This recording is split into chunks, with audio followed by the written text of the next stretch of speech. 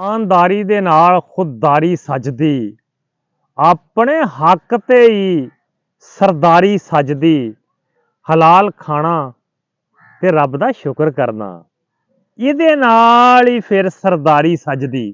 अस्सलाम वालेकुम जी, मक्खन जड़ तुहाडी खिदमत च हाज़र आ जी। इस कायनात च खुददारी ते ईमानदारी बड़े अनमोल मोती आ। जिस तरह गै वेलियां दी गल आ, एक ताजर फिरदा घमाउंदा बाजार च चला गया, जिथे ऊठां दी खरीदो फरोख्त हुंदी सी, ते टुरदियां टुरदियां ਉਹ ਮੰਡੀ ਵੇਖਦਿਆਂ ਵੇਖਦਿਆਂ ਉਹਨੂੰ ਇੱਕ ਊਠ ਪਸੰਦ ਆ ਗਿਆ। ਉਹਨੇ ਮਾਲਕ ਨਾਲ ਉਹਦਾ ਸੌਦਾ ਕਰਨਾ ਸ਼ੁਰੂ ਕਰ ਦਿੱਤਾ। ਮਾਲਕ ਨੇ ਉਹਦੀ ਕੀਮਤ 100 ਦੀਨਾਰ ਮੰਗੀ, ਲੇਕਿਨ ਤਾਜਰ ਨੇ ਆਖਿਆ ਕਿ 100 ਦੀਨਾਰ ਜ਼ਿਆਦਾ ਵਾ, ਮੈਂ ਤੈਨੂੰ ਇਹਦੇ 70 ਦੀਨਾਰ ਦੇਵਾਂਗਾ। ਚਲੋ ਬਹਿਸ ਬਹਿਸਾ ਕਰਦਿਆਂ ਹੋਇਆਂ, ਊਠ ਬੜਾ ਖੂਬਸੂਰਤ ਸੀ, ਕਬਾਨ ਬੜੀ ਸੀ ਉਹਦੀ, ਰੰਗ ਬੜਾ ਸੀ ਉਹਦਾ, ਪਲਿਆ ਬਹੁਤ ਸੀ, ਜੋਬਨ ਪੂਰਾ ਸੀ ਉਹਦੇ ਤੇ। ਕਰਦਿਆਂ ਕਰਦਿਆਂ ਤੇ ਜਨਾਬ 90 ਦੀਨਾਰ 'ਚ ਉਹਦਾ ਮੁੱਲ ਟੁਕਿਆ ਗਿਆ। ਤਾਜਰ ਨੇ 90 ਦੀਨਾਰ ਦੀ ਅਦਾਇਗੀ ਕੀਤੀ, ਊਠ ਲੈ ਕੇ ਤੇ ਆਪਣੇ ਘਰ ਵੱਲ ਟੁਰ ਪਿਆ। ਘਰੇ ਆ ਕੇ ਉਹਨੇ ਆਪਣੇ ਮੁਲਾਜ਼ਮ ਨੂੰ ਉਹਦੀ ਮੁਹਾਰ ਫੜਾ ਦਿੱਤੀ ਤੇ ਉਹਨੂੰ ਆਖਿਆ ਕਿ ਇਹਨੂੰ ਬੰਨ੍ਹ ਕੇ ਤੇ ਇਹਦੀ ਸੇਵਾ ਕਰ। ਉਹ ਜਦੋਂ ਉਹ ਮਾਲਕ ਊਠ ਨੂੰ ਲੈ ਕੇ ਗਿਆ, ਉਹਦੇ ਕਚਾਵੇ 'ਚ ਬਾਕੀ ਸ਼ੈਵਾਂ ਕੱਢੀਆਂ, ਖੋਲ੍ਹੀਆਂ, ਉਹਨਾਂ ਦੇ ਵਿੱਚੋਂ ਇੱਕ ਗੁਥਲੀ ਨਿਕਲੀ। ਜਦੋਂ ਉਹ ਨੌਕਰ ਨੇ ਗੁਥਲੀ ਖੋਲ੍ਹ ਕੇ ਵੇਖੀ ਤਾਂ ਉਹਦੇ 'ਚ ਮੋਤੀ, ਹੀਰੇ ਤੇ ਜਵਾਹਰਾਤ। ਉਹਨੇ ਜਨਾਬ ਬੇਸਾਖਤਾ ਆਪਣੇ ਮਾਲਕ ਉਸ ਤਾਜਰ ਨੂੰ ਆਵਾਜ਼ ਮਾਰੀ, ਕਹਿਣ ਲੱਗਾ, ਮਾਲਕ ਅੱਲਾ ਦੀ ਜ਼ਾਤ ਨੇ ਬੜਾ ਕਰਮ ਕਰ ਦਿੱਤਾ ਵਾ, ਕੀਮਤ ਤੇ ਤੂੰ ਊਠ ਦੀ ਦੇ ਕੇ ਆਇਆ ਤੇ ਨਾਲ ਹੀਰਿਆਂ ਦੀ ਥੈਲੀ ਵੀ ਮਿਲ ਗਈ ਆ। ਜਦੋਂ ਉਹ ਸੌਦਾਗਰ ਨੇ ਹੀਰਿਆਂ ਦੀ ਥੈਲੀ ਵੇਖੀ ਤੇ ਬੇਇਖਤਿਆਰ ਉਹਦੇ ਮੂੰਹੋਂ ਨਿਕਲਿਆ ਕਿ ਨਹੀਂ, ਮੈਂ ਕੀਮਤ ਊਠ ਦੀ ਦਿੱਤੀ ਆ, ਇਹਨਾਂ ਹੀਰਿਆਂ ਦੀ ਕੀਮਤ ਨਹੀਂ ਦਿੱਤੀ, ਲਿਹਾਜ਼ਾ ਮੈਂ ਇਹ ਨਹੀਂ ਰੱਖ ਸਕਦਾ, ਮੈਂ ਤੇ ਹੁਣੇ ਉਹਨੂੰ ਮੋੜੂੰਗਾ। ਉਹਦੇ ਨੌਕਰ ਨੇ ਉਹਨੂੰ ਬੜਾ ਸਮਝਾਇਆ, ਬੜੀ ਲਾਲਚ ਦੀ ਪੱਟੀ ਉਹਦੀਆਂ ਅੱਖਾਂ ਅੱਗੇ ਬੰਨ੍ਹਣ ਦੀ ਕੋਸ਼ਿਸ਼ ਕੀਤੀ, ਹੈਰਸ ਤੇ ਹਫਸ ਦਾ ਬੜਾ ਜਾਲ ਪਾਇਆ ਉਹਦੇ ਤੇ, ਲੇਕਿਨ ਉਹ ਨਾ ਮੰਨਿਆ। ਉਹਨੇ ਕਿਹਾ ਨਹੀਂ ਨਹੀਂ, ਇਹ ਦੁਨੀਆ ਦੀ ਖਾਤਰ ਮੈਂ ਆਪਣਾ ਈਮਾਨ ਨਹੀਂ ਗਵਾਵਾਂਗਾ।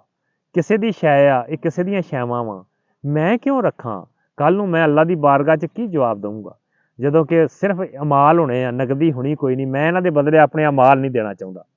ਲਓ ਜੀ, ਨੌਕਰ ਨਾਲ ਤੂੰ ਤਕਰਾਰ ਕਰਨ ਤੋਂ ਬਾਅਦ ਜਦੋਂ ਉਹਨੇ ਗੱਲ ਨੌਕਰ ਦੀ ਨਾ ਤਸਲੀਮ ਕੀਤੀ, ਉਹ ਥੈਲੀ ਲੈ ਕੇ ਤੇ ਬਾਜ਼ਾਰ ਵੱਲ ਦੌੜ ਪਿਆ।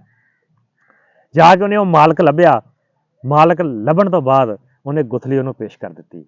ਕਹਿਣ ਲੱਗਾ, ਲੈ ਬਈ, ਮੈਂ ਤੇਰੇ ਕੋਲ ਊਠ ਖਰੀਦਿਆ ਸੀ, ਗਲਤੀ ਦੇ ਨਾਲ ਇਹ ਹੀਰਿਆਂ ਦੀ ਗੁਥਲੀ ਵੀ ਨਾਲ ਆ ਗਈ।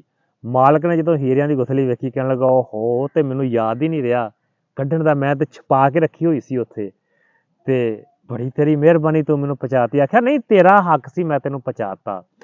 ਤੇ ਉਹ ਜਿਹਨੇ ਊਠ ਵੇਚਿਆ ਸੀ, ਉਹ ਕਹਿਣ ਲੱਗਾ ਕਿ ਮੈਂ ਤੈਨੂੰ ਇਨਾਮ ਦੇ ਤੌਰ ਤੇ ਇਜਾਜ਼ਤ ਦਿੰਦਾ ਕਿ 2 ਮੋਤੀ ਇਹਦੇ 'ਚੋਂ ਤੂੰ ਆਪਣੀ ਪਸੰਦ ਦੇ ਕੱਢ ਲਾ।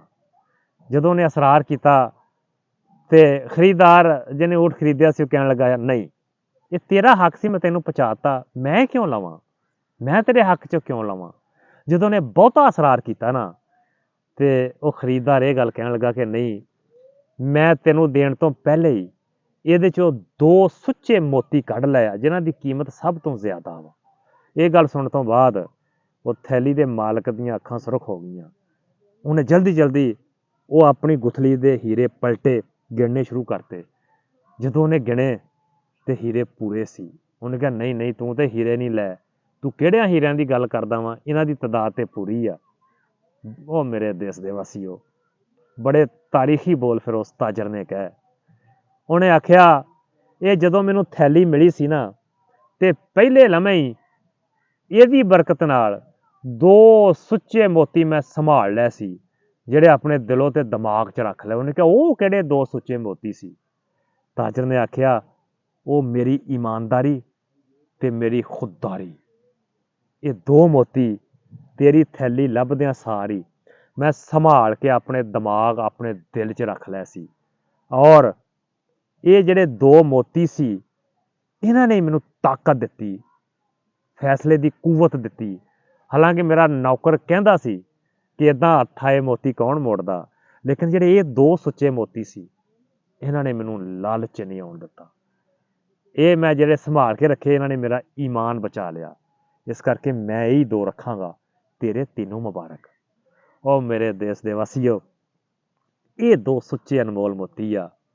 ਅੱਜ ਮੇਰੇ ਦੇਸ਼ 'ਚ ਇਹਨਾਂ ਦੋਵਾਂ ਮੋਤੀਆਂ ਦਾ ਬੁਹਰਾਨ ਪੈ ਗਿਆ, ਫੁਕਦਾਨ ਪੈ ਗਿਆ। ਕਰੰਸੀ ਵੀ ਬਹੁਤ ਆ, ਮਾਲੋ ਮਤਾ ਵੀ ਬਹੁਤ ਆ, ਜਗੀਰ ਜਾਇਦਾਦ ਵੀ ਬਹੁਤ ਆ। ਪੂਰੇ ਦੇਸ਼ 'ਚ ਹਰ ਸ਼ੈ ਵਾਫਰ ਮਕਦਾਰ 'ਚ ਮੌਜੂਦ ਆ। ਅਗਰ ਅੱਜ ਸਾਨੂੰ ਕਿਸੇ ਸ਼ੈ ਦਾ ਬੁਹਰਾਨ ਆ ਕਹਿ ਤਾ, ਉਹ ਖੁਦਦਾਰੀ ਤੇ ਇਮਾਨਦਾਰੀ ਆ। ਅਗਰ ਇਹ ਦੋ ਸੁੱਚੇ ਮੋਤੀ ਅੱਜ ਵੀ ਆਪਾਂ ਸਾਂਭ ਲਈਏ ਤੇ ਮਾਲਾ ਮਾਲ ਹੋ ਜਾਵਾਂਗੇ, ਇਸ ਜਹਾਨ 'ਚ ਵੀ ਅਗਲੇ ਜਹਾਨ 'ਚ ਵੀ। ਤੋ ਇਹਦੇ ਨਾਲ ਜੀ ਮੱਖਣ ਜੱਟ ਨੂੰ ਇਜਾਜ਼ਤ ਦਿਓ। ਅਸਲਾਮ ਵਾਲੇਕਮ, ਅੱਲਾ ਹਾਫਿਜ਼।